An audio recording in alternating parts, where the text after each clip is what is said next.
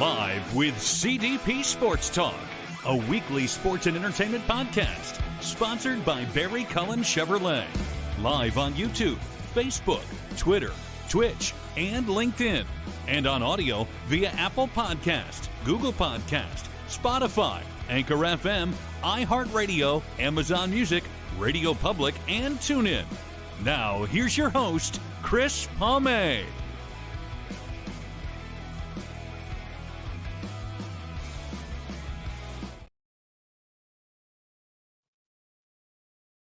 Good afternoon, everybody. Welcome to the 350th episode of Live with CDP Sports Talk, sponsored by Barry Cullen Chevrolet Dealership at 905 Woodlawn Road West in the Guelph Auto Mall. Check out barrycullen.com for the newest selection of new and pre-owned GM vehicles, or give them a call at 519-824-0210, or email them at info@barrycullen.com.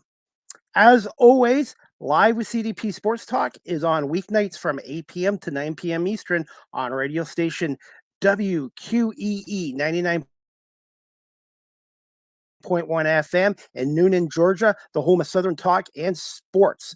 Good afternoon, everybody, on this Saturday, December 30th, 2023. And this is my final show of 2023 and 350th show overall, and I want to say Happy New Year to everybody. As tomorrow, I guess what is it? Monday, January 1st. I keep thinking it's tomorrow, but it's Monday, January 1st. But Happy New Year to everyone, and thank you everyone for watching this live streamed, and it is now live streamed on my Instagram page. So follow me on Instagram at Chris Pare, and you now will be able to watch Live with CDP Sports Talk here as well. And I'm looking forward to my guest today. This is his first appearance on my show. I've known him for a little while now, and his name is Mark Pare. He's a color analyst for the Ontario Hockey League's Guelph Storm and also Sudbury Wolves road games on Rogers TV. And he's also a reporter with GuelphToday.com. And he also does some play-by-play for the Laurier Golden Hawks hockey team and for the IBL's Kitchener Panthers. So I'm going to have to ask him a little bit about the IBL League,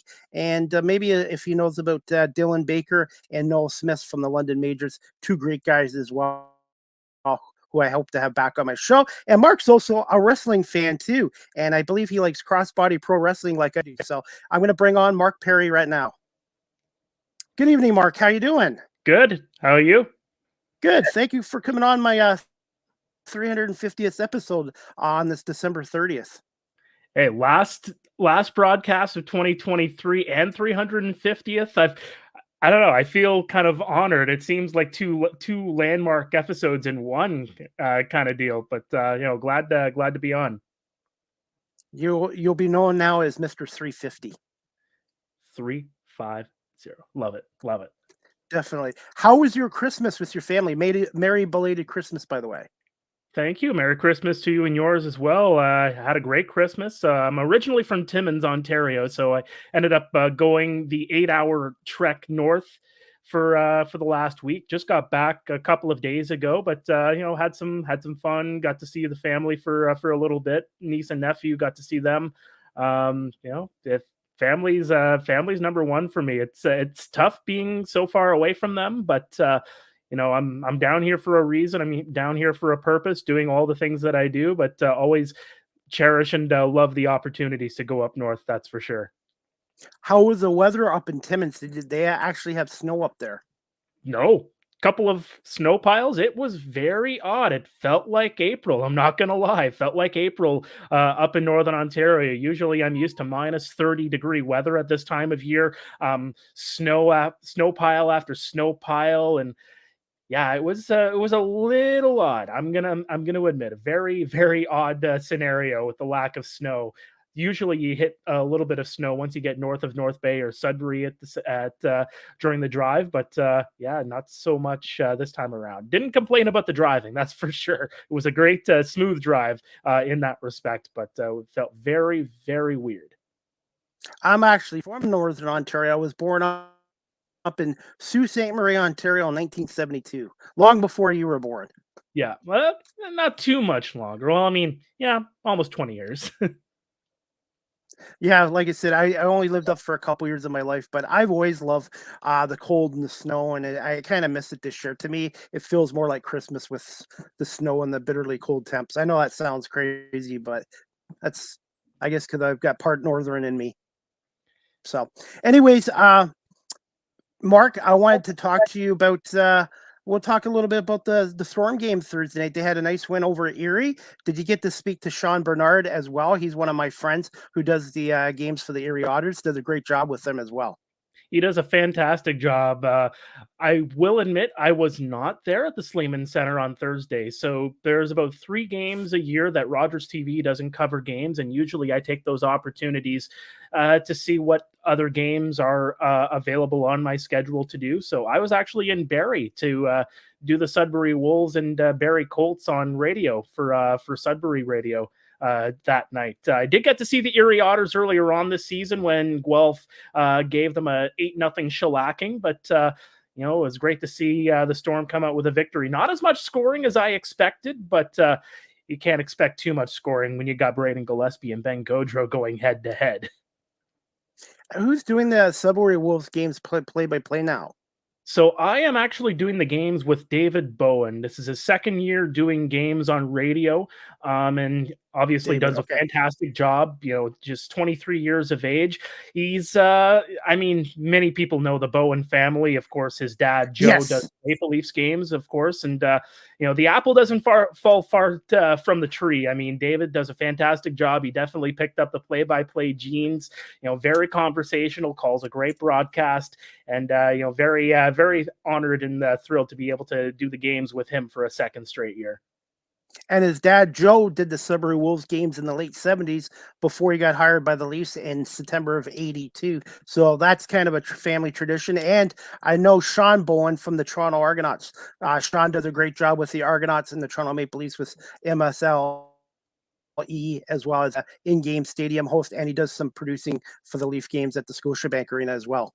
Yeah, great family. Of course, they also are part owner of the Green Bay Packers and huge Notre Dame fans. And I do get a little bit of flack from David from time to time whenever my Patriots and his Packers are going head to head. So overall, how the Sudbury Wolves look this year so far in the Eastern Conference standings? They look fantastic. I think the Eastern Conference is. You'll look at where they are from top to bottom. There's maybe about 7-8 points separating, the top team from the 8th seed at this taping. And I mean, Sudbury's right in the thick of it. I mean, a lot of people predicted them to be the team to come out of the East for this upcoming year. I mean, a veteran-laden team. Jakob Vondras, who is, of course, at the World Juniors right now, a very talented goaltender in his own right. And I mean, things really took that next step ahead when Dalibor Dvorsky was sent down from the St. Louis Blues organization. He was able to come overseas and play for the Wolves this season. And I mean, when you got 2 first-round picks as part of your top line, of course, with Dvorsky, Quentin Musty, and then you add David Goyette, a former finalist for the OHL Rookie of the Year. I mean, that's right at the top of the heap when it comes to some of the best lines in the Ontario Hockey League. But the Wolves, they have a lot of depth, they have a lot of size. That defensive core that they have as well is very talented too. When you think of guys like Jibril Toure, Andre Anania, Matthew Mania, Nick DeAngelis is having a heck of a year after moving over from the Windsor Spitfires too. I mean, this is a very deep team that can do a lot of damage if they are playing the right way at the right time. Did they just acquire Marcus Vandenberg too, the goalie? Yes, they did. Former Kitchener Ranger? Yeah, go ahead.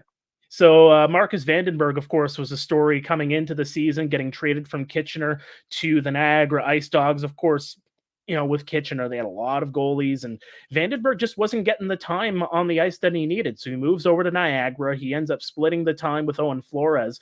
And then, there were some people wondering, okay, why are you shipping him over to another team again, and particularly a Sudbury Wolves team that, I had no issue with their goaltending situation, but, then again, it's not always a bad thing to, add to the depth that you have. Of course, I mentioned Jakob Vondras and, of course, Nate Krawchuk, who was doing a great job as well as the backup.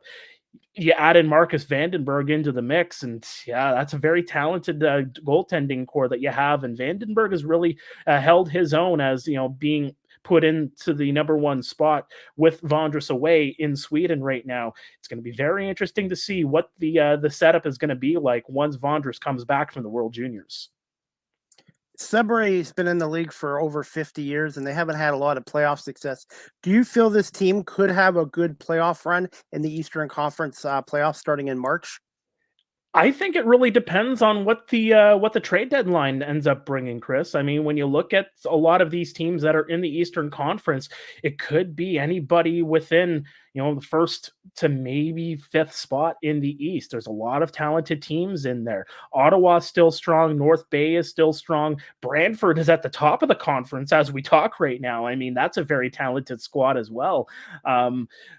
There's so many teams. I mean, the face-off specialists in Peterborough, and they're not just face-off specialists either, in Jacques Dubois and Owen Beck. I mean, they have a lot of talent on that team too. They could do some damage. Nobody thought that they were going to come back and repeat, especially after getting rid of, Michael Simpson going over to London before the beginning of the season. It's going to be very interesting to see who's going to be buyers and who's going to be sellers at the trade deadline. But if Sudbury plays their cards right, maybe they add one or two extra pieces, that could be very well the team to beat come playoff time. It's going to be very interesting to see, but I think I'll reserve for my playoff predictions once the trade deadline comes and goes, because that's, I think, going to be a very big key to what we could be seeing in the next few months. Trade deadline for the OHL is January 10th, correct, Mark? Correct. So January 9th is actually the deadline for overagers, and then January 10th is for everybody else. Do you see Owen Beck being shipped out by the Peterborough Petes? I've been thinking about this all throughout the season. The way Peterborough has been playing, it's a 50-50. I could very well see Owen Beck moving, because I think there's another factor in this as well, is that the Peterborough Petes, they emptied out the cupboards last year to go on that run that they did. This could be a team that ends up wanting to think about, maybe future years and, restocking that cupboard. And I think Owen Beck's probably the biggest piece on that team where you can, get a hefty return for it and to restock that cupboard for future years. I could very well see Owen Beck moving to a team that needs some depth down the middle, and not to mention the face-off percentage. I think he's at about 60% in the OHL this season, and he's doing a great job on the face-offs as well for Team Canada at the World Juniors. He could be a very big piece and a very key piece at the deadline for a number of teams to go after. Who have been some teams that have surprised in the first half of this OHL season in both the East and the West, and some teams that have kind of been disappointing so far? Well, I mean, you can't think about surprises without talking about the Kitchener Rangers. I mean, that's a team that last year, of course, they ended up in 8th spot. I think obviously underperformed with the talent that they had. Of course, emptied the cupboard and ended up taking out a very strong Windsor Spitfires team in the first round last season before they ended up getting bounced themselves in the second round by London. But with what they came back with this year, and the way they're performing is just unbelievable. I mean, Carson Rakoff at the top of the heap. Matthew Sopp is such a great story playing for his hometown team, and he has really built himself up as a premier player in this league and has really built up his stock, for a lot of teams to keep a watch on at the pro level even as well. Hunter Brustevich is such a big piece of that too, and Antonino Pugliese. But I think that's the main piece in the Western Conference that's really surprised me. Another team that's kind of surprised me as well is the Owen Sound Attack. A team that I thought might take a little bit of a step up as well. I mean, you have Carter George coming in as a 16-year-old goaltender. You do have a lot of veterans at the top of the heap too, but I think they're a team that I could see moving up, but I could also see moving down. Colby Barlow, of course, being out of the lineup for the last couple of months has, I don't want to say hurt them, but at the same time too, I mean, you'd love to have a first rounder with that kind of scoring touch as well. In the Eastern Conference, Ottawa, I think, has been a big surprise, just in the sense of, like, how can you stay that strong for so long without really seeing much of a drop off. I think the 67s are a big story in the Eastern Conference this season too. I think overall the Eastern Conference, the big story is just the parity between all the teams and everybody that really could have a piece of the pie coming playoff season. There could be a lot of different upsets coming through from the East this year. But all in all, I think the big story overall in the OHL season has indeed been the Kitchener Rangers. And since I have you on, Mark, I grew up and the Brantford had an OHL team from 78 to 84, the Alexanders. Mm-hmm. Have you gone down to call a game there so far? And what's your thoughts on the city having an OHL team again and the job that Jay McKee has done with his Bulldogs team so far? I think it's fantastic. I got to call one game there so far on radio and got to check out the setup. You'd like a little bit more room for the media, but that's just me griping. They only had so many months to really turn that arena into an OHL ready arena and all the amenities. And there's a lot of qualifications and things that you need to do to make sure everything is set for that level of hockey. I got to see it firsthand. I was a reporter in North Bay when Brampton moved to North Bay as the battalion, and I got to see that change over the several months that they had. And it's not an easy thing to do. But when you look at Brantford, I'm very happy for them. The Alexanders, a lot of people talk about the Alexanders growing up in that era. And, Brantford getting a franchise that's I personally think we'll be staying in Brantford once the 3 years are up and once the renovations are done at the First Ontario Centre. I think there's a really big push to keep Brantford in the league long term, and I'd be all for it. And you look at the product on the ice. It's generating sold out crowd after sold out crowd. Jay McKee's done a phenomenal job. I mean, a coach that coached a team to an OHL championship only a few years back. I mean, he knows what he's doing. That front office knows what they're doing, and they have a lot of great pieces for now and for the future. And I want to get your thoughts too, Mark, about 6 coaches this year have been fired across the OHL so far? I believe that's the count, yeah? I was going to say, I don't remember so many of them being fired in a certain amount of time. I guess the OHL now is kind of a win now type of league as well. I would say yes and no. I mean, I think each individual coach, they were fired for their own reasons. I don't want to get into too much of the nitty gritty of each individual firing, but at the same time too, you're right. It's something that we haven't really seen all that much. I mean, especially with the first half of the season, seeing about a quarter of the teams get rid of their coaches and try to shift gears. But in the end, this is still a silico league. Once again, it's a development league, and it all depends on where in the cycle you're in. Some teams have a younger core that they're thinking about, winning a championship 2-3 years down the road. I think it's usually about every 4 years where you kind of see teams go for it, minus, the obvious London Knights. It seems like they're in the thick of things every single year. But I'm adamant, in Major Junior, there's a lot of unknowns. I mean, you never know what can happen with players maybe taking the jump up. I mean, you look at the Guelph Storm, for example, Matthew Poitras.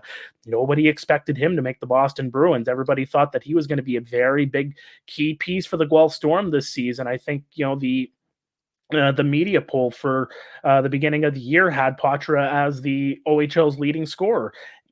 He's got 0 points, but that's obviously because he's playing in the National Hockey League this year. Can't be more happier for him. I mean, he's doing a great job, and of course, playing for Team Canada this year as well. But there's so many unknowns in the Ontario Hockey League, and you just got to roll with the punches when you take them.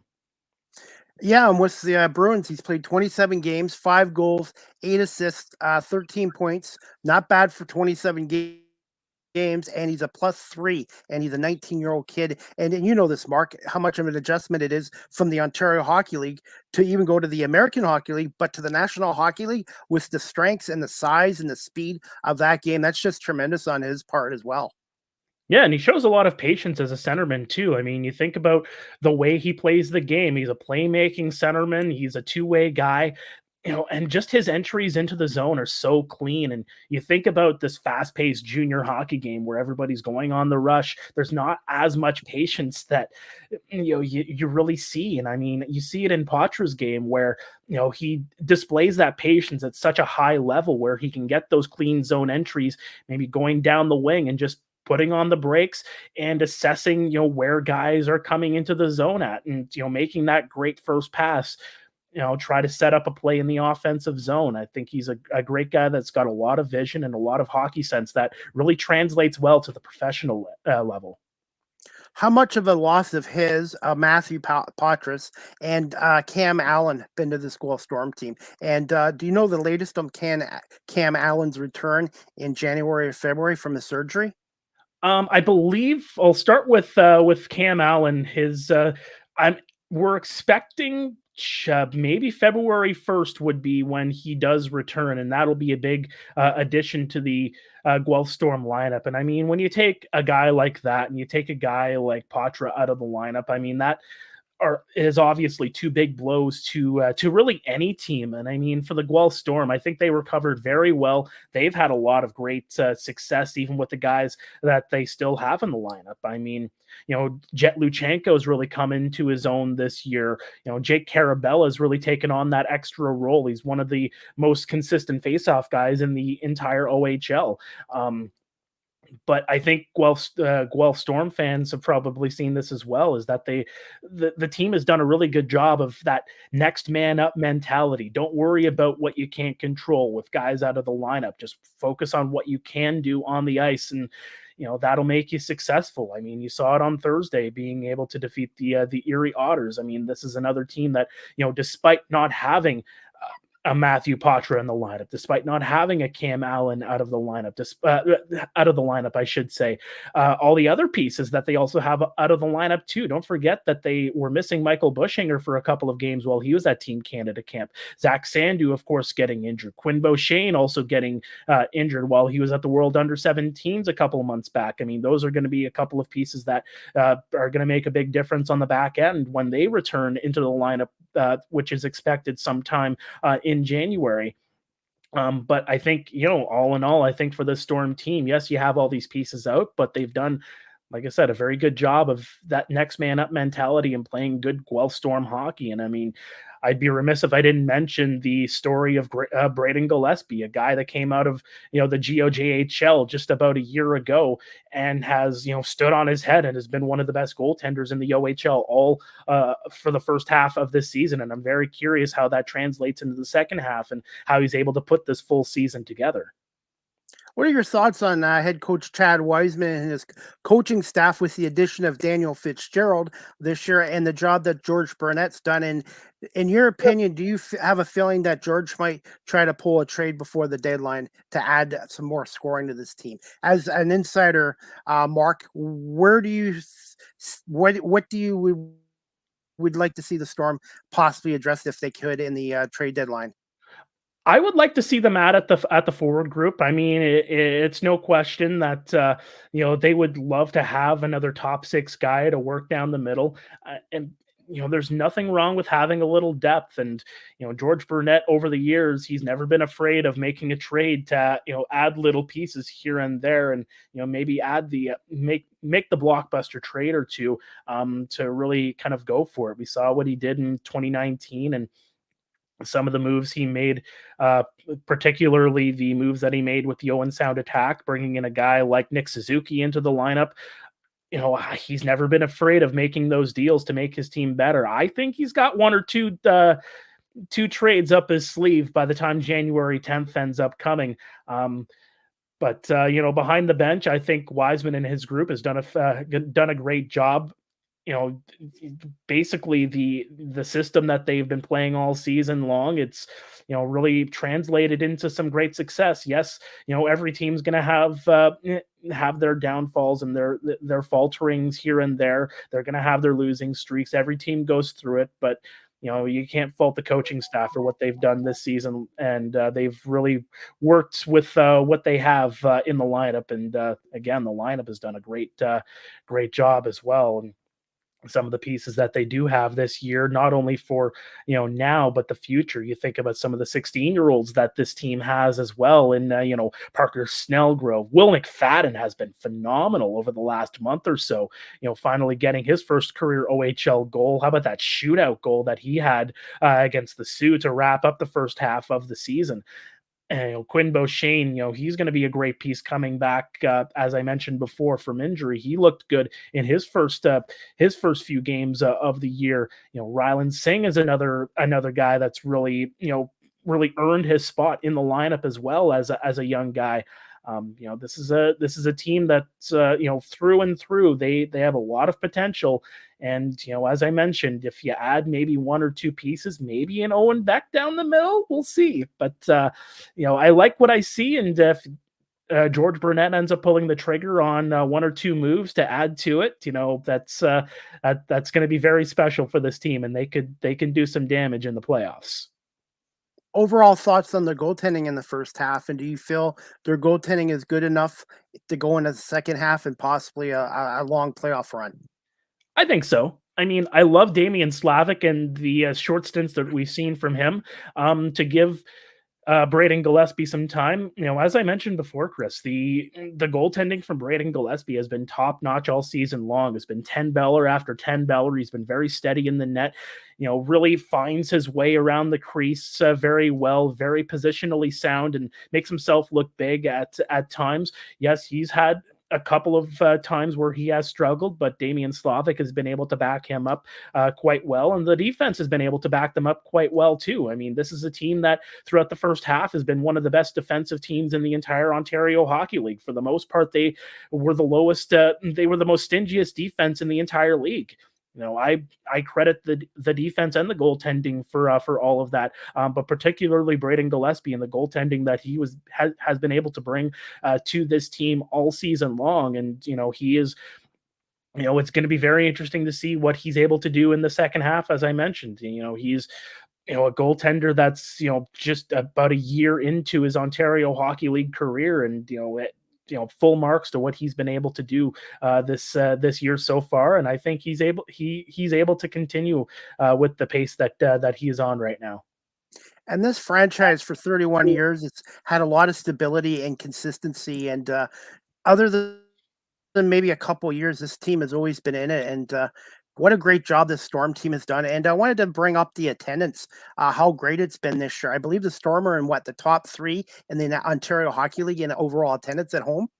I believe so. And I mean, that barn is packed every single time I'm there. And it's so great to see. I mean, you think about teams that, have faltered in the points in the standings, and the attendance might show for it, where the fans want to come see a winner. Well, even when the Storm are faltering and are having their struggles, the fans are still there. They're still coming to games. They're still enjoying themselves, and they're still supporting their hockey team. I mean, this is a passionate fan base that it's very great to see, and the system that the team ends up taking on in terms of the free bus rides getting to the Sleeman Center, and there's plenty of parking obviously downtown in Guelph. You got the parking garages and whatnot, but if you're not able to find a spot, you're still able to get that free bus ride to watch a game, and it's great to see the support, that's for sure. I remember when junior A hockey came back to Guelph in 81, 82. And I want to bring this up today too, how much Joe Holiday meant to hockey in the city of Guelph and bringing the Ontario Hockey League to Guelph back in 81, 82. I was at that game, the first one at Memorial Gardens between the Guelph Platers and the Kitchener Rangers. And I just wanted your thoughts on him as well, with his impact with the Guelph Platers, and obviously moving the franchise in 1989 to Owen Sound. Yeah, I mean, Joe Holiday has had his fingerprints all over Guelph hockey throughout his tenure, and it's unfortunate to see him pass this past week. Got to talk to his son Rob, of course, who was the general manager of the Platers back in the day. course, part of that Memorial Cup run in '86. Jacques Martin as the head coach. And you think about those junior A days before the Platers ended up moving into the major junior ranks and how successful that they were. I mean, an OHA team of the century, I do believe, multiple appearances in the Centennial Cup, a couple of Dudley Hewitt Cups as well. You think about that 78 team, 76 or 78 team. I can't remember the date off the top of my head, but their Centennial Cup championship team, the Paul Dvorskys of the world. Of course, George McPhee was part of that team as well. And Joe Holiday will be definitely missed in the Guelph sports scene, but his impact is just huge, and it still translates to this day with of course the team moving to Owen Sound, and that team still strong to this day with the Owen Sound attack. Joe Holiday will definitely be missed, and of course there's a reason why he's got his name on a trophy in the Ontario Hockey League, the Holiday Trophy. Of course, the winner of the Midwest Division gets that trophy each and every year, and that's a credit to what he's been able to do in hockey for decades, really. And that 85-86 team, they were a good team. I went to a lot of their games at Memorial Gardens, but nobody expected them to win the OHL championship and then go and win the Memorial Cup. And just a tremendous feat with Steve Gwinnett in net, Kirk Muller, Gary Roberts, Steve Chason, Kerry Huffman, and Jacques Martin. He was only in Guelph 1 year, and he had a big impact here. And 1986 is still the last time the city of Guelph hosted a Memorial Cup, and it just shows you how hard it is to win that trophy. It really is. I mean, they came close in 2014, but Edmonton unfortunately ended up taking them out. But there's been times they've come close. Absolutely. I still think the 98 team might be the best team overall. The 14 team was great. The 19 team was great. But the 98 team, they were so close. They got to overtime against the Portland Winterhawks when they lost that game. If you talk to Larry Malott, I think he'd agree with me. That 98 team was just one goal from winning the Memorial Cup championship. Yeah, they came close, man. That was a time, that's for sure. But before my time covering the Guelph Storm full time, but definitely a time, that is for sure. I've heard many stories of that team.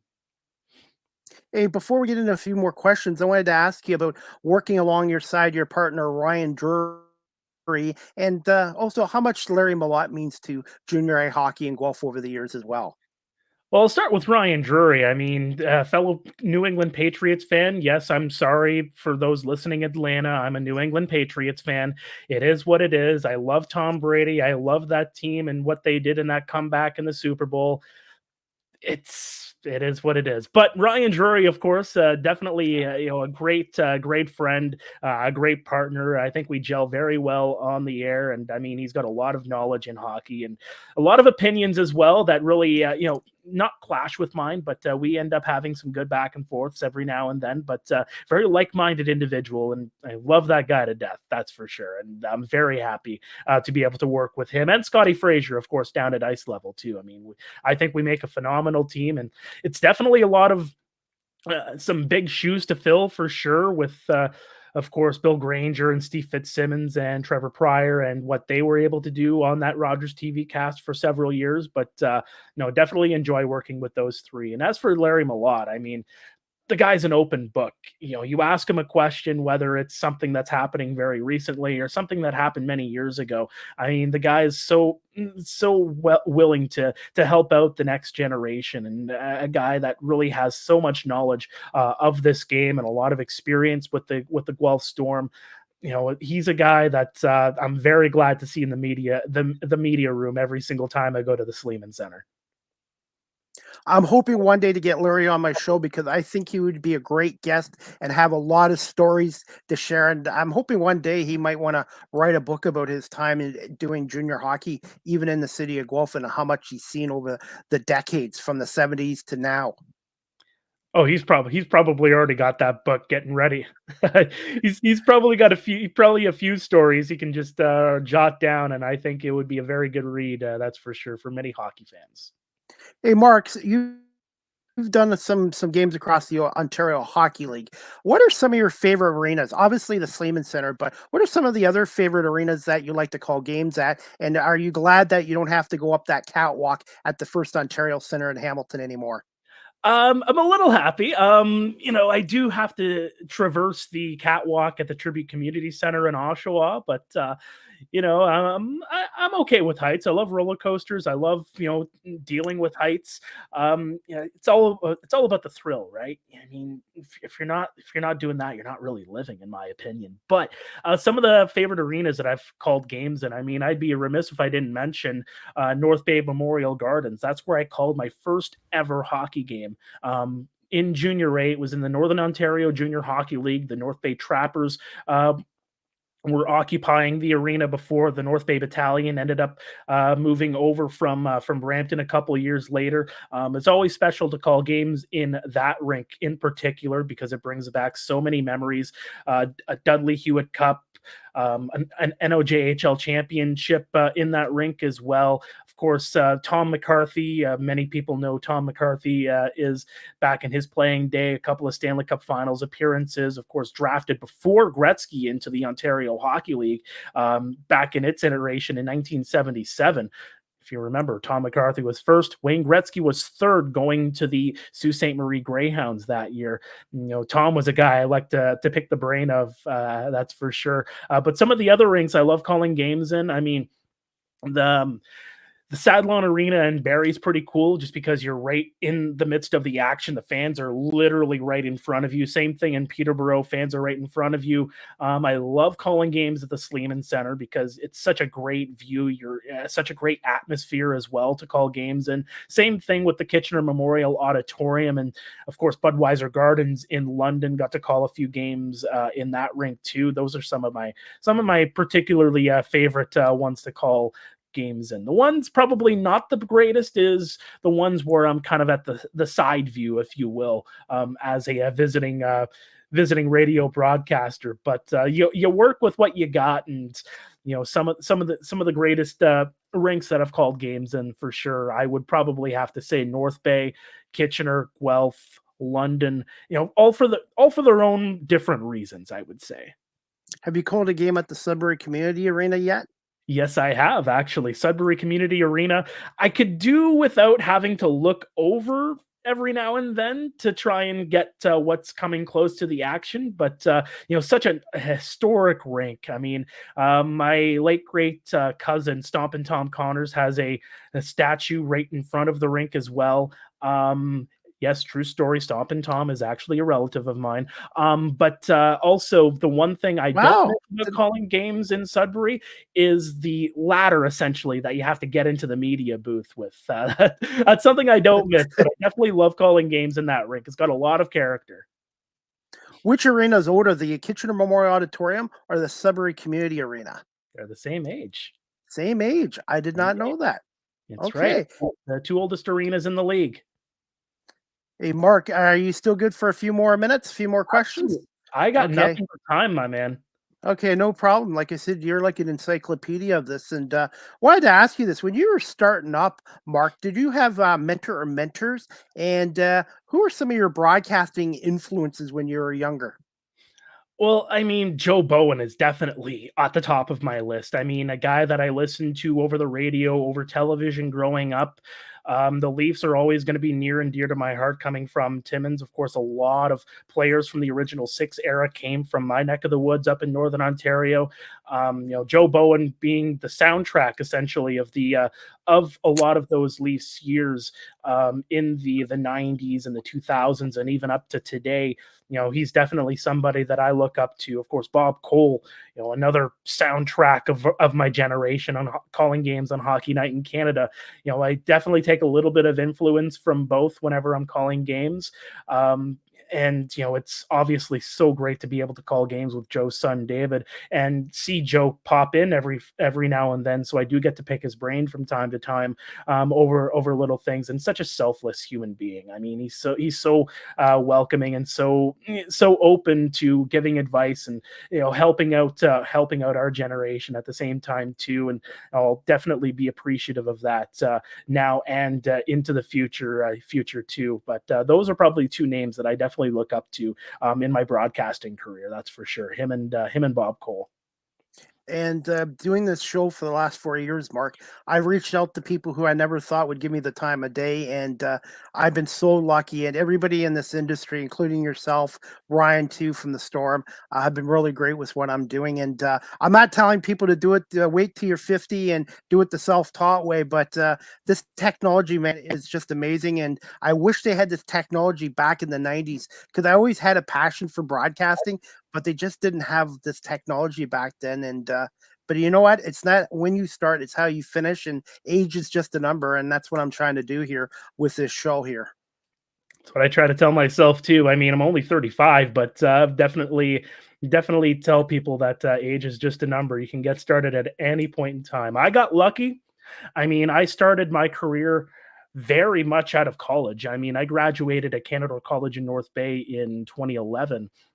And immediately found a passion for journalism, immediately found a passion for broadcasting. I was working for Bleacher Report for a little bit before I graduated college too. So I got my feet wet covering sports for Bleacher Report, doing WWE stuff, doing UFC coverage at the same time too, getting to cover some stuff with the Maple Leafs.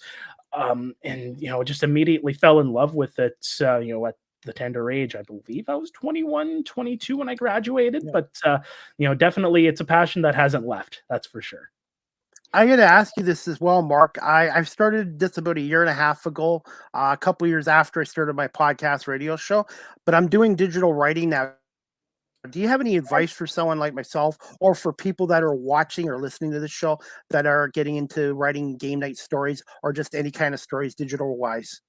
I would say for game night stories, don't just focus on the game. Find a story within the game and focus on that, and feather in maybe some details about the game itself through that as well. Maybe a guy that's had an impact on that particular game. You do a small little profile and just what he's been able to do, he or she's been able to do lately. I think that's something that really drives in a lot of viewers, but also at the same time too, finding your base. If you don't have a base, it seems like your stuff goes all over the place, and then you're not able to find those dedicated, those ones that stick around as listeners or as viewers or readers or whatnot. Once you identify that base, I mean, the rest is easy, to be honest with you, because those base viewers, those base listeners, those day oneers, as I would call them, they're going to stick with you through thick and thin, even if you veer towards, maybe another genre, if you will, if I can use a music term, and for a lack of a better term.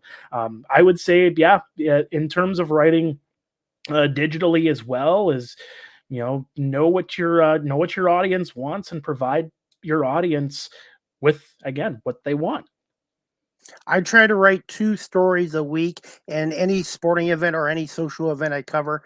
And the only way you get better at something, Mark, you know this as well, is repetition. The only way you just keep doing it, and then learning and stuff like that. And make sure you have your own style. It's just like with this show, be myself. Don't try to be somebody that you're not.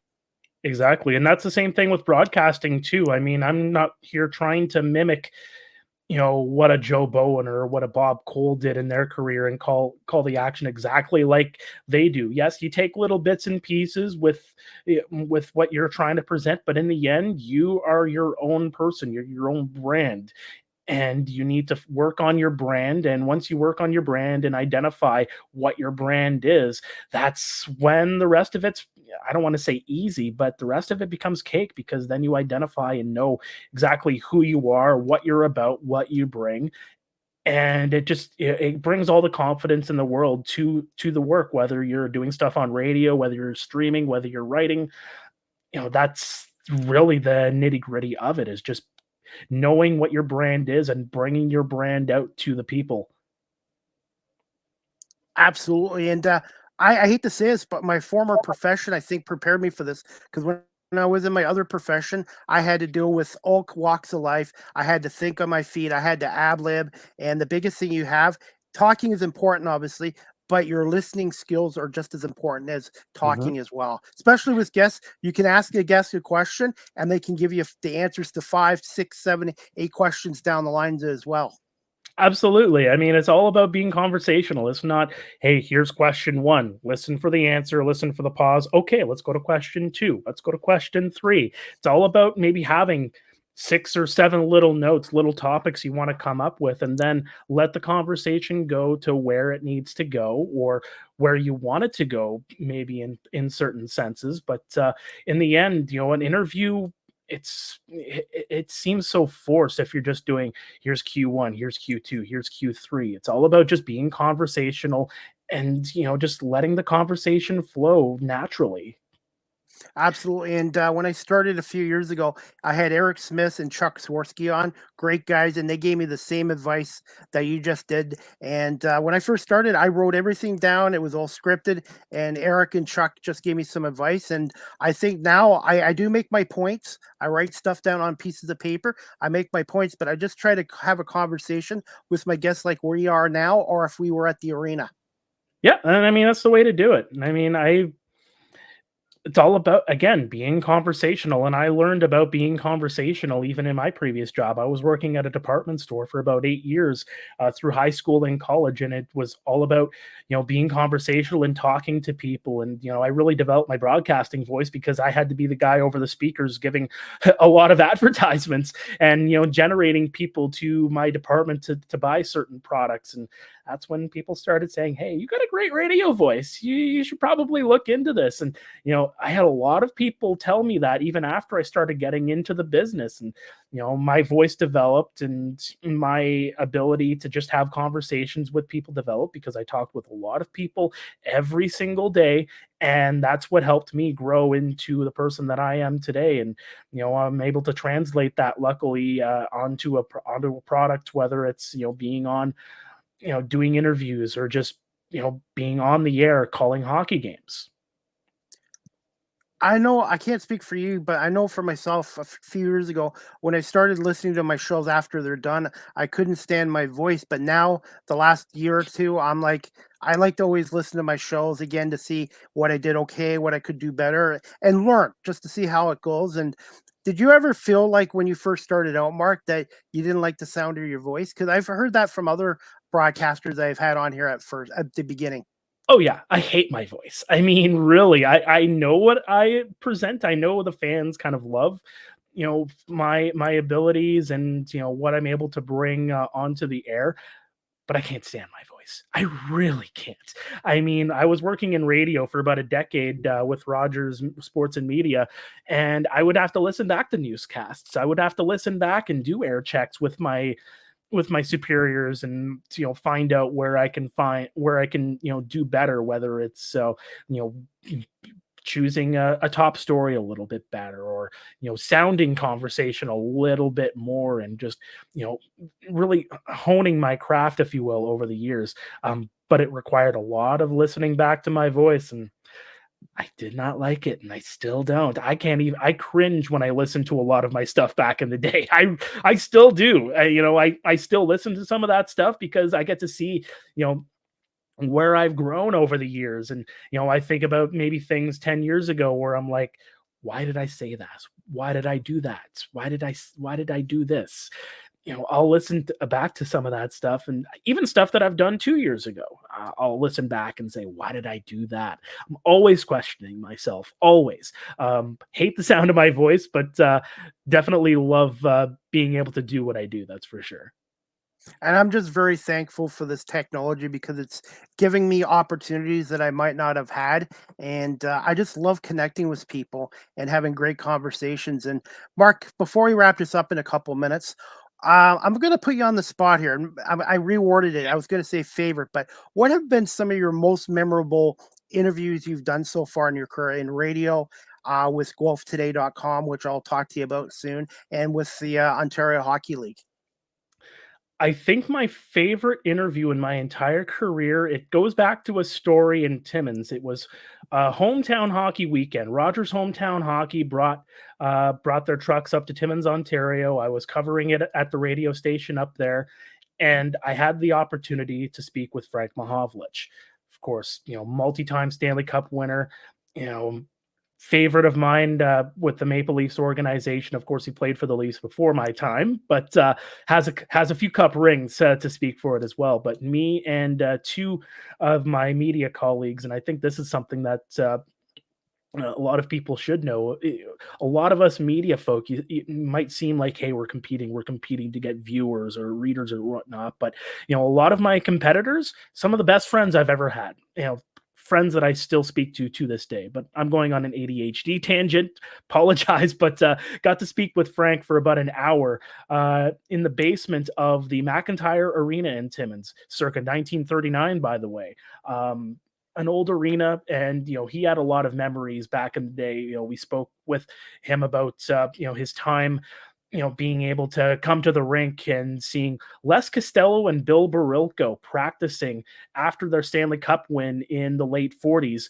And, him himself being inspired by some of the guys from yesteryear and becoming the hockey player that he has become. We had an hour-long conversation, got pictures with them and everything. And, I could have listened to him for hours.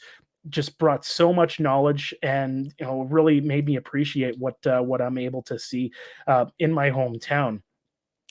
5 minutes later, I'm going up the stairs, going outside. I should add that there wasn't really great reception in the basement when I was talking with Frank. Me and my colleagues were talking with Frank.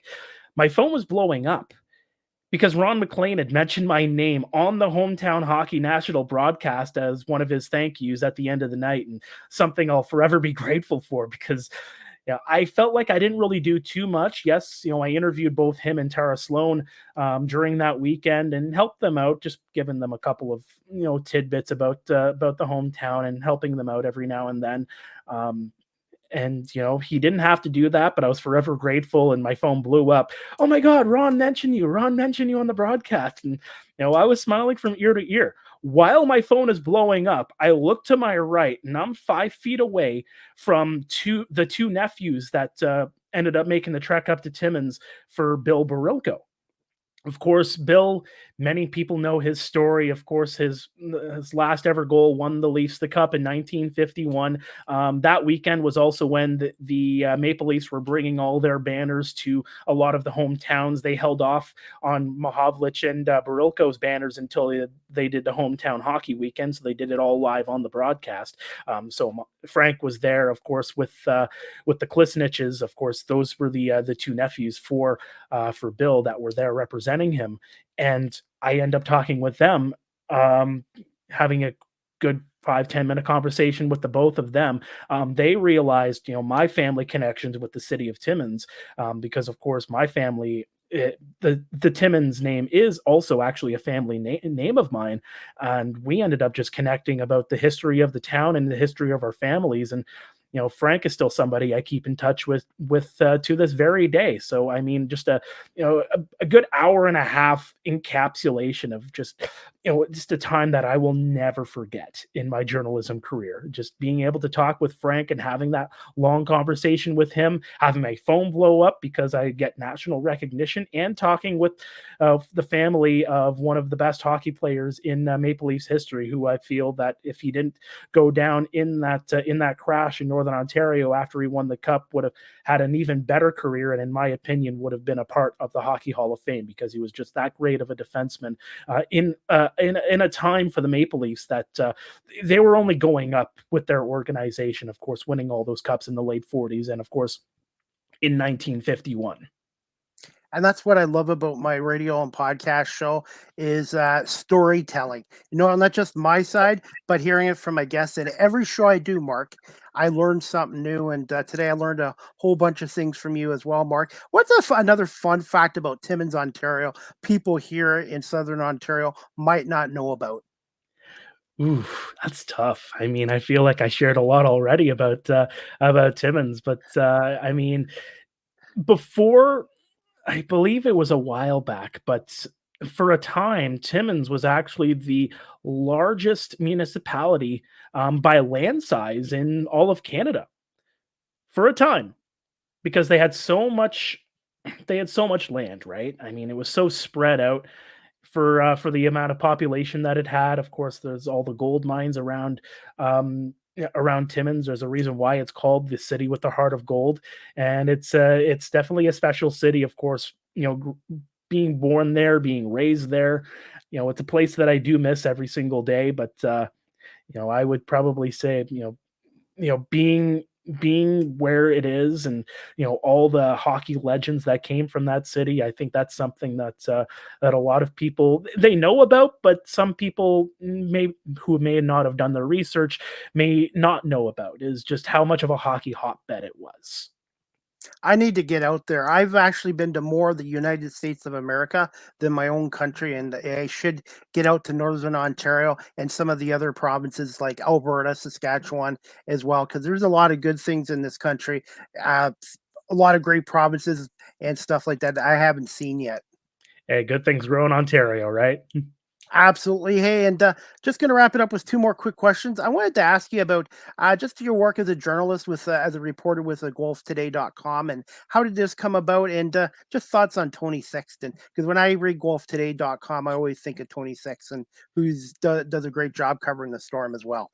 Well, Tony Saxon is definitely a legend in the media industry in Guelph. Of course, covering the Storm for I believe 30 years at this point in time now. Of course, with his work with the Mercury Tribune, um, it's great to work under him. I mean, he has given me a lot of tips and tricks, and has really helped me grow as a general news journalist. So how I ended up getting with guelphtoday.com, unfortunately, I was let go from Rogers in April of 2022. Just, their round of cuts, it seems like it happens all the time in media. It's unfortunate to see. But it was what it was. I found a job with Guelph Today within the week that I got let go, which was fantastic. I didn't have to worry about any kind of like 90-day, you can't work here, you can't work there, like some industries end up doing, but I ended up jumping up with them, and have been able to do a lot of work just as a general news reporter, telling the stories at a local level with Guelph Today. And I've been able to connect with the city in a way that I wasn't able to do before when I was working in Kitchener for City News, who did cover Guelph, but obviously the focus there was Kitchener. But definitely pleased to with the work that I have been doing with Guelph Today, and definitely interested to see where that work takes me, and how much I'm able to grow as that time goes along as a journalist in the Royal City. And you know what? Sometimes things happen. Maybe at the beginning they're not the best things, but things happen for a reason. And I think in this case, I think it worked out well for you, Mark. And just talking to you, buddy, especially on my show, I can see how passionate you are. And guests like you keep me motivated and to continue to keep proving on what I'm doing as well. I appreciate that, man. It's definitely something that hasn't left me, the passion for this industry, and great to see that translate. They say once you don't have a passion for your career anymore, then it's probably maybe time to move on to something else. And like I said, I have a passion for the radio industry. I know it's a cutthroat business, but this is something I really love. I've always grew up listening to radio, and with our technology now, you can do your own radio shows from home with live streaming as well. Yeah, absolutely. I mean, the technology is fantastic. It's grown, I would say, even through the COVID era. I think that's really been the game changer throughout all of this. Just the ability to, do live chats like this over the internet, and being able to just, talk with people and use and a lot of people have had to develop these technologies in such a short period of time, but it's really grown into such a huge thing, being able to connect digitally from anywhere in the world. And I think COVID, it was so bad with what it was. The pandemic was hard on all of us, but you try to take the positives from the negatives, and I think a huge positive out of all of that was being able to develop new ways to connect with one another, whether it is digitally, being digitally apart, but being able to do what we do here, it's definitely a special thing that I think is really going to grow even more than what it is right now. Technology, I've learned a lot. When I was working retail, I was working in a technology department. So I got to sell video games, I got to sell computers and televisions and all that. And I learned a lot about technology, and being able to see what technology was back then compared to what we're seeing with technology now, it grows so quickly that you really have to kind of keep your mind toward the grindstone of what this technology does, and how it can grow, and be kind of a step ahead of the game. That's where the industry is going when it comes to technology, and being able to make the most of it. Absolutely. And during the Christmas week, I learned how to do video editing and cutting my shows into reels and clips and posting them on social media. And that's what I love about what I'm doing. There's something to learn every day, every week, and that's important too in any career. You want to keep growing and learning every day. Absolutely. I mean, if you're not growing, you're not trying. Absolutely. And we're going to wrap this up. What is a daily day like? A daily day, or I shouldn't say, what is a typical day like as a reporter with the guelphtoday.com? Well, I mean, it varies. I mean, it depends on what is happening on that particular day. I mean, I do a lot of court coverage. So there are many times where I'm spending a lot of my time in a courtroom and just listening to witnesses as part of a trial, listening for a next court date for a particular case that I'm covering. Other days, it's 9 to 5. It's just like any other job for myself. It's get in at 9, see what the day brings you, see what the news is all about, and it very much differs. I mean, that's why I love this industry so much, because you can be doing one thing one day and then another thing the next. And depending on the time when, say, a certain event comes, you kind of adjust your hours. But that's the thing with journalism. It every day presents a new opportunity and a new story to cover. And like I said, you could be covering somebody celebrating a ribbon cutting or something at a new business one day. You could be stuck in a courtroom the next day covering a serious, like maybe a homicide case that's reached trial, or you go to the next day where you're covering a sporting event. It really varies on the day to day. But I mean, that's why you love the business so much, is because, like I said, every day is a new day. Every day is a new opportunity to tell a new story. And that's what I love about this career as well, because I've been in another career where I was getting complacent, and that's not good at any job or any career you're in. You never ever want to get complacent. No, you're absolutely right. Again, that's why I love what I do. And finally, I wanted to ask you this too, Mark. Can you just tell us a little bit about your role as the play-by-play announcer for the Intercounty Baseball League's Kitchener Panthers, and calling some lacrosse games for Rogers with Six Nations Chiefs, and how much the game of lacrosse has grown recently and how much it means in that area? First of all, the fact that lacrosse is going to be part of the Olympics is amazing. It's such a fast-paced, physical game. My dad played lacrosse back in the day. He only made it up to the high school level, but I still actually have a stick of his from the late '70s that I still have with me to this day. I love the game of lacrosse, and being able to get the opportunity to call games for the Six Nations Chiefs. I mean, John Tavares alone. I mean, the GOAT of lacrosse is the head coach of the team that I cover. I mean, how can I not love what I do? And obviously the players on the team makes it so easy to cover those games as well. I mean, great personalities, and they played such a great game, such a great team game. And it's been an honor to call games for the Six Nations Chiefs. For the IBL Kitchener Panthers, meantime, I've done 3 seasons with them now, and every year it's been progressively getting better. I mean, from the broadcasting point of view, the first year in 2021, this goes back to our technology conversation, Chris, was we had an iPad that had all the little trinkets, the little buttons, and a camera aiming toward the field. That's literally all we had in year 1. Year 2, you get a little bit more technology to add to the broadcast. Year 3, you add a little bit more, get a laptop, you get more technology with the audio board, and being able to bring in more technology. I'm going to be doing the same in 2024. I'm going to try to add as much as I can. As a product on the field, I mean, I can't complain. I mean, again, they had such a great era of baseball before the pandemic hit. Of course, multiple IBL finals appearances, ran into the Barry Baycats a few times and just couldn't get the job done. Of course, they are still waiting for their first IBL championship since I believe, 2002.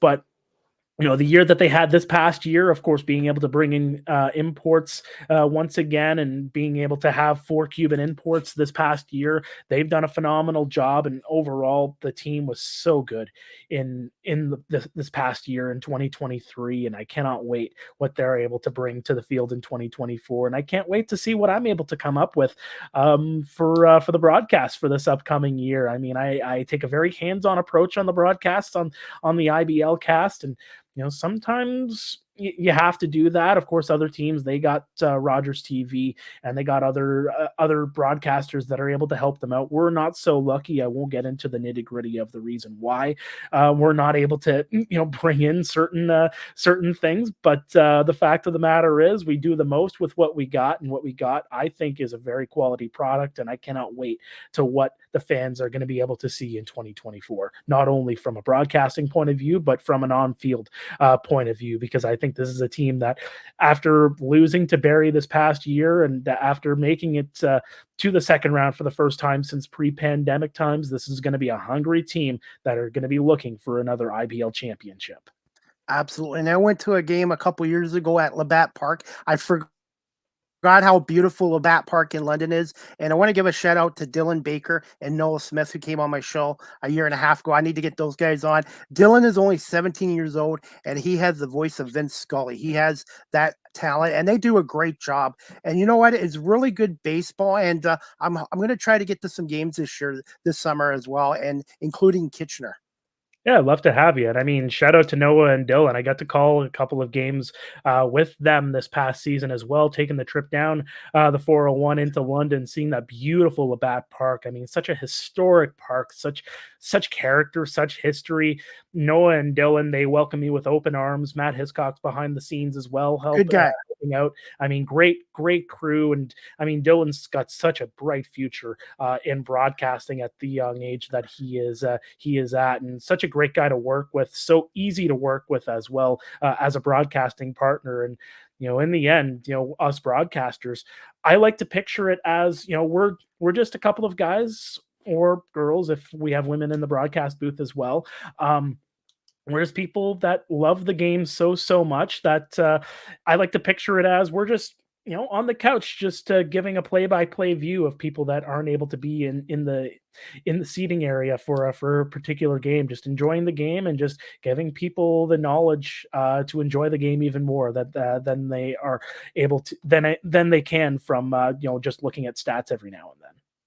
Okay, I'm going to wrap this up, Mark. Where can my audience follow you on social media or contact you at guelphtoday.com? And when is it going to be your next broadcast for Rogers TV with Ryan Drury and Scott Fraser? Well, I got to check my schedule for that one there, Chris. I got so many games that I do on a day-to-day basis. My next broadcast is actually going to be Friday, January 5th, 7:30 p.m. as the Guelph Storm take on the Sault Ste. Marie Greyhounds. But until then, obviously you can reach me at email mark@guelphtoday.com. I think I saw it scroll on the thing on the screen there. There it is right there, mark@guelphtoday.com. And there you see the spelling of my name, at Mark L. Pare on Twitter or X. I'm still just going to call it Twitter. Hey, people still call it the Sky Dome. I can call it Twitter. That's the way it is. Same here. On Twitter, and you can reach me out at Mark L. Pare. I don't think I have my DMs turned on. I'd have to check that out. Pandemic was kind of cruel to me, but that's another story for another day. But definitely tweet at me, and definitely love to hear from fans all the time. When you interviewed John Tavares, when I talked to him 2 years ago, I was nervous as hell. And then when I answered a question, I ended up laughing after. And John, I've had great experiences with, and the Buffalo Bandits organization as well. And John Tavares is just like the Wayne Gretzky of that game of lacrosse. But I have to admit, I was intimidated by him when I first started out a couple years ago. The one thing I will say for people that are trying to get into this industry that might be starstruck by people is that in the end, they're just people too, and they're just doing things at such a high level where they have such a wide audience. Yes, you'll love to see a lot of those names and being able to meet them in person. But in the end, they're just people as well, just like you and me. And if you approach them as just normal human beings, they're going to approach you the exact same way. And it's all about that human connection. Yes, you can be a fan of somebody and you can show appreciation for what that person does on a day-to-day basis. But in the end, they're just also like you and me, just trying to make a living. And that's what I've changed a lot in the last couple of years. I'll be honest with you, Mark. I don't think I would have been ready for this in my 20s, but I think now with my life experience and my other career, now it's like, hey, I saw him 2 weeks ago walking in the arena. It's like, hi, John, how you doing? Hi, Chris, how are you? Glad you're here tonight. And it's just, they make you feel the Buffalo Bandits are a first-class organization. Mark, I don't know if you've ever been to a game there or not at the KeyBank Center, but Banditland is a must if you're a lacrosse fan. Tremendous organization, tremendous fan base, and hopefully you can get out to a game there some point this season. I've been to one. It wasn't too bad, and I'm definitely looking forward to being at the KeyBank Center once again. I'm actually going to be at the Sabres game on the 13th against Vancouver, so looking forward to being back in Buffalo at that particular point in time. See our Detroit Dallas tonight. I'm going to put you on the spot before we wrap it up. Who wins that game, Lions or Cowboys? Ooh, that's a tough one. I really love what Dak is doing as a quarterback. I mean, he's an MVP candidate through and through. I think the Cowboys win a close one. I mean, I love what the Lions have done this year. They've already clinched their division. They've already clinched a home game in the first round of the postseason. Dallas at home, I think they're still hungry to get a win. Of course, them and the Philadelphia Eagles right now, they're kind of going back and forth as well. And, that's such a tight race in the NFC East. I think the Cowboys are a little bit hungrier in this occasion, and I think they win a close one, maybe a 24-21 final. A lot of these primetime games, they tend to be low scoring. I think this is going to be a 24-21 final for the Cowboys over the Detroit Lions. I've got Dallas 24, Detroit 17 tonight, and I think it's going to be the difference is Dallas is a better football club at home than they are on the road. But hey, Mark, I apologize for keeping you over 45 minutes, but I want to say thank you so much for coming on live with CDP Sports Talk's 350th episode tonight and giving us well over an hour of your time and just talking to us about your career and about the OHL as well, and knowing a little bit more about Timmins, Ontario as well. Yeah, that's always going to be my hometown. I'll always rep Timmins wherever I am. And hey, 350, last broadcast of 2023. Of course, I had to give you more than an hour, Chris. I mean, 45 minutes just wasn't going to cut it. Like, let's be real here. But I do appreciate you having me on. This has been awesome. And when you're having a great conversation, time just flies by, and that's a good thing. Absolutely. So, all right, Mark, I want to wish you and your family a happy new year. And I'm going to try to get down to a Storm game at the Sleeman Center in January or February as a fan. And hopefully we'll run into you at the Sleeman Center. But you have an open invite, buddy, to come back on my show again in the future. Yeah, let me know anytime, man. Appreciate it. Thank you so much, Mark. Have a great night and happy new year as well. And go Eagles. I don't know. Go Birds. Go Birds. Marvin Harrison Jr. in the draft. I have a feeling we need a wide receiver, and we need a little bit more protection for Bailey Zappi. That's right. Bailey Zappi is the future, not Mac Jones, unfortunately. I tend to agree with you, and I think the Patriots are going to upset the Bills again tomorrow in Orchard Park, New York. Ooh, okay. You can mark my words. Patriots are going to win the game 23-20. Okay. Oh, I won't complain about that. Maybe I will, just for the sense of wanting a higher draft pick, but we'll see. Yeah, that's another subject about draft picks. Anyways, Mark, have a great night. Happy New Year, and we'll see you at the rink in sometime in the next few weeks. Sounds good, brother. Thanks again. Thanks, Mark. All right, guys, I hope you enjoyed season 7, episode 20, overall 350 of Live with CDP Sports Talk tonight on this Saturday, December 30th, 2023. That was Mark Pare, who does color analyst for the Guelph Storm games, the Sudbury Wolves games, and he also does play-by-play for the IBL's Kitchener Panthers, as well as the Wilfrid Laurier's Golden Hawks hockey team as well. And he's also a reporter with GuelphToday.com as well. Before we wrap up our show, guys, I'm going to play a little clip of an interview I did a couple weeks ago at the KeyBank Center in Buffalo with Steve Bermal, the color analyst from the Buffalo Bandits. Chris Palme here, radio host of Live with CDP Sports Talk, weeknights at 8 p.m. on WQEE 99.1 FM in Georgia. I'm here live tonight at the KeyBank Center for the home opener for the Buffalo Bandits taking on the San Diego Seals at 7:30 here at the KeyBank Center. And I have a special guest with me tonight, is the color analyst now on 1520 The Score in Buffalo, Steve Bermal, along with play-by-play announcer John Gerkler. Steve, just thoughts on taking over for Randy this year? Oh, just excited. I was always able to fill in for Randy when he had obligations with St. Bonaventure. And unfortunately, his schedule is just a little bit too tight. So taking over to do it, quote-unquote, full-time, it's a great privilege. I can't wait for the season. What were your thoughts on last week's game against the Albany Firewolves? 17-13 loss to Albany.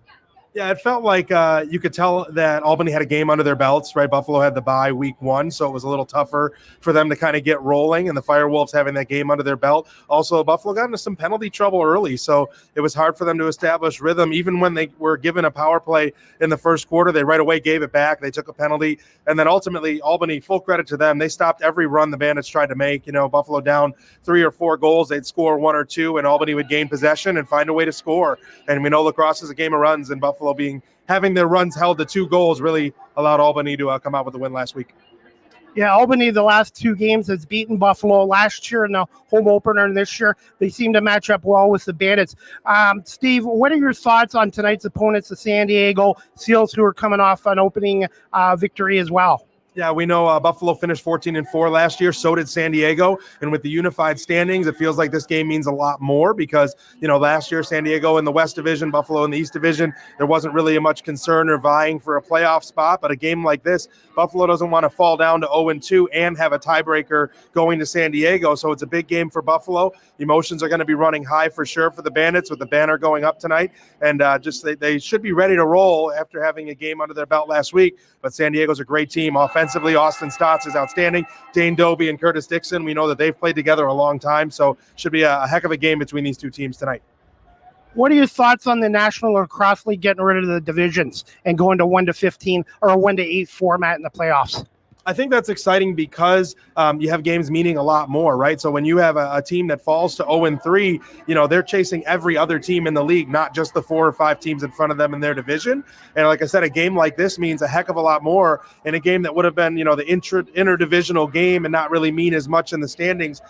This is a huge game tonight because, you know, the tiebreakers matter, especially in the playoff standings. So I like playing every team once and seeing every team. And this is San Diego's first trip to Buffalo, so that's exciting as well.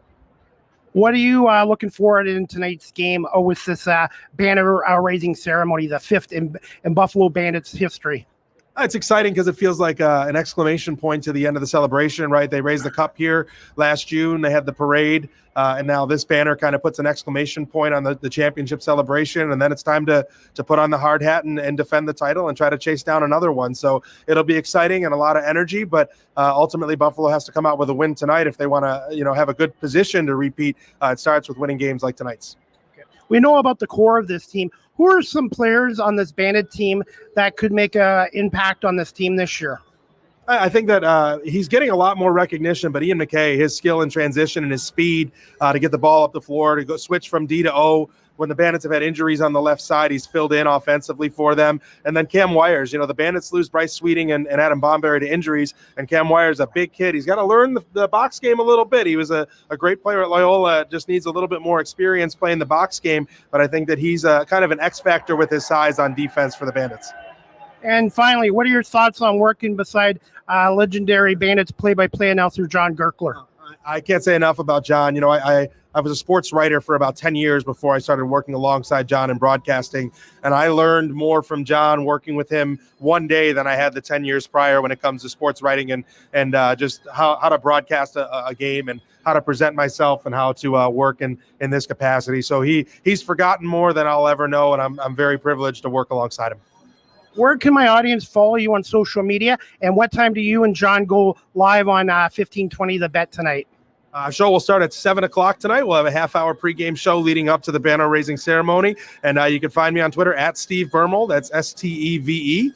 And my last name is Bermel, Bermel. You can find me on Twitter at Steve Bermel.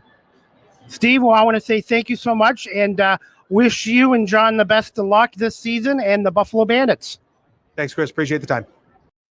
All right, guys, that was Steve Bermel, the color analyst for the Buffalo Bandits. And speaking of the Bandits, they had an off night last night against the Georgia Swarm. Georgia went in there and won 9-8 over Buffalo. Georgia's now 3-1 on the season. The Bandits are 1-2. The key player in that game was Brett Dobson, the outstanding goalie for the Georgia Swarm. He made 46 saves. And Shane Jackson, 4 goals, 2 assists, 6 points for the Swarm. Dane Smith, the Kitchener, Ontario native, 7 assists, 7 points for the Bandits.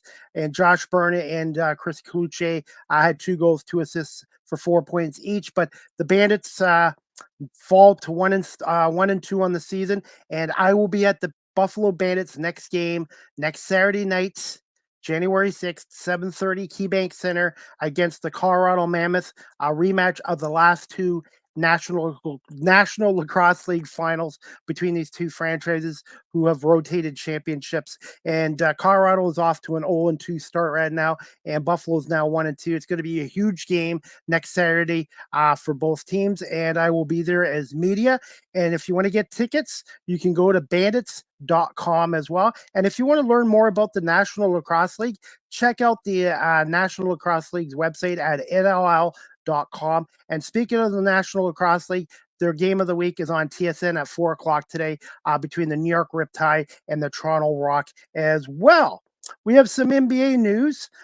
We have the Toronto Raptors taking on the Pistons tonight. The Pistons, as you know, have lost an NBA record 28 straight games, and they have lost 14 of those at Little Caesars Arena.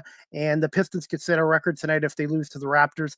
Raptors are coming off a heartbreaking loss to the Celtics last night in Boston, and the Pistons the night before nearly upset Boston as well. I really do think the Pistons are going to end this streak soon. And there was some news from the Toronto Raptors today. The Raptors and Knicks made a trade. OG Anunoby from the Raptors goes to the New York Knicks for Mississauga, Ontario native RJ Barrett and some other players and draft picks. But OJ Anunoby to New York for RJ Barrett, the Mississauga, Ontario native. I think it's a good trade for both clubs, and we'll see what happens there. But the Raptors are clearly in a rebuild, and the Knicks are trying to move up in the Eastern Conference standing. But I really do like this move for Toronto with RJ Barrett, but I really do think the Pistons are going to end this streak tonight. Cade Cunningham's been playing well, and they do have some nice pieces in place. And I knew this team wasn't going to be great this year, but nobody saw them being 2-29. And so hopefully it's a 6 o'clock tip off at Little Caesars Arena. If you're in Detroit, it'll be on Bally Sports Detroit. Here in Ontario, it'll be on TSN with Matt Devlin and I believe Jack Armstrong with the call, 6 p.m. But that was the news from there as well. And then we have Saturday night football tonight. The Detroit Lions 11-4 against Dallas at 10-5. Detroit's trying to get the number 1 seed in the NFC after winning their division last week, and the Dallas Cowboys are still trying to surpass Philadelphia for the NFC East and still have a slight chance at the number 1 seed. But it should be a good game. Dallas has won 15 games in a row at home for the first time since the 1981 season.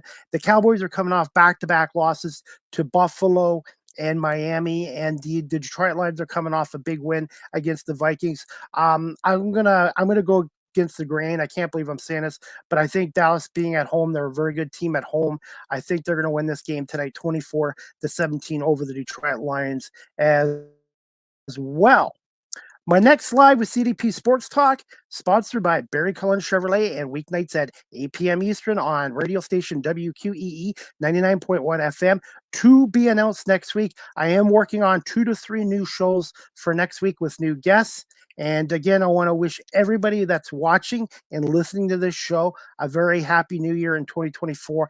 And I want to say thank you to all my guests and everyone watching and listening to my show in 2023. And some of my favorite, most memorable guests this year in 2023 are Jim Taddy, the Yes Guy, radio guy with the Toronto Maple Leafs and Toronto Raptors on TSN 1050, Rod Black, the legendary broadcaster here in Canada, Cameron Eden from the Toronto Blue Jays Buffalo Bisons, Jacques Rougeau from the fabulous Rougeau brothers of the WWF, and the former Intercontinental champion, the Mountie, came on my show this year, Matthew Shinetti from TSN, and I've had so many wonderful guests this year, and I want to say thank you for all my media opportunities to the Toronto Argonauts, the Buffalo Bisons, the Buffalo Bandits, and the Canadian Baseball Hall of Fame, and Scott Crawford as well. And I want to say thank you to the National Basketball League of Canada for letting me be a media affiliate with their league for the last 2 years. Unfortunately, this year, it's the business decision. I will not be covering the Basketball Super League or the TBL, but I wish the players and coaches and all the teams in both those leagues all the very best. And 2023 has been a great year for my show and for my Argo Bounce Live audio show and the Small Talk podcast, which is going to come back on in the new year as well. But I'm just very lucky and thank everybody for watching and listening to my show as well. And I do have listeners now in 30 countries across the world as well. Finally, guys, we're going to wrap this show up like we always do. Live with CDP Sports Talk, again, is a weekly sports and entertainment talk show hosted by yours truly, Chris Pame, is on weeknights from 8 p.m. to 9 p.m. Eastern on WQEE 99.1 FM, The Key, the home of Southern sport and talk, the heartbeat of Atlanta. Our radio station's website, if you'd like to listen in, is wqeefm.radio12345.com. Live with CDP Sports Talk is live streamed on YouTube, Facebook, Twitter /X, Twitch, LinkedIn, and now available on Instagram. If you follow me there at Chris Pame, you can watch my show here on Instagram as well. And I want to say thank you for StreamYard for adding another platform as well. You guys can also check out my website at beacons.ai/Chris D. Pame. All my media work, all my content, and all my social media sites are on beacons.ai/Chris D. Pame. Live with CDP Sports Talk is again brought to you by Barry Cullen Chevrolet dealership at 905 Woodlawn Road West in the Guelph Auto Mall. Check out barrycullen.com for the newest selection of new and pre-owned vehicles. Give them 519-824-0210 or email them at info@barrycullen.com. Speaking of Barry Cullen Chevrolet, there's a year-end bonus at Barry Cullen Chevrolet right now. A 2023 Silverado 1500 pickup truck, 0% financing for up to 60 months, plus a $2,023 cash credit. Certain conditions apply. HST and leasing extra. More details at barrycullen.com. You can also follow me on TikTok at Live with CDP. That's right. I am on TikTok for the last 3 years, and you can follow me there at Live with CDP. You'll see all my content there. And I want to say thank you to my 1,813 followers on TikTok as well. And I am now learned how to do video editing and make reels and clips. And you'll see some of my shows on my YouTube and my TikTok channel as well. StreamYard is the official live stream provider of Live with CDP Sports Talk. If you're into webinars or podcasting such as yours truly, check out StreamYard.com. Live with CDP Sports Talk, the audio version is downloaded to these sites: iHeartRadio, Amazon Music, Google Podcasts, Spotify for podcasters, Apple Podcasters, Breaker, Pocket Casts, Radio Public, Spotify, Castbox, LinkedIn, Pandora, and Tuned In. Finally, you can email or text Live with CDP Sports Talk at cpame19@gmail.com or you can text the show at 519-820-7188. I'd love to hear comments, questions, suggestions, any feedbacks to improve this show going into 2024 as well. And again, I want to say thank you so much to Mark Pare from guelphtoday.com and a color analyst with the Guelph Storm and Sudbury Wolves for coming on here today as well. And I'm looking forward to Live with CDP Sports Talk, continuing into our 4th year in 2024 and going towards 400 episodes in the new year as well. And that's about it, guys. Some NFL news before we wrap it up. The NFL on Christmas Day this year, for their 3 games, averaged 28.7 million viewers, up 29% from last year's 22 million. And all 3 games ranked among the top 5 Christmas Day games on record, dating back to 1988 as well. And again, tonight, Saturday Night Football, we have the Detroit Lions, Dallas Cowboys at 8:15. So I'm going to wrap it up, guys. But I want to again say thank you to Barry Cullen Chevrolet radio station WQEE 99.1 FM, and thank you to all my wonderful guests and everyone for watching and listening to Live with CDP Sports Talk in 2023. And I really hope everyone enjoys this 350th episode again. And I want to say thank you to Mark Pare from coming on here again. And he does a great job with guelphtoday.com as a reporter and doing some color work for the Guelph Storm and the Sudbury Wolves. I hope everybody has a great night and enjoy the football games. Obviously, Happy New Year coming on Monday. And also, we've got the Rose Bowl Monday, January 1st at 5 o'clock. We've got Alabama and Nick Saban going against Jim Harbaugh in Michigan. Go Michigan. I see the Michigan Wolverines winning 34-27. And that's about it, guys. Have a great night, great weekend. Happy New Year. And we'll see you guys next week for another edition of Live with CDP Sports Talk, brought to you by Barry Cullen Chevrolet here in Guelph, and weeknights at 8 on WQEE 99.1 FM.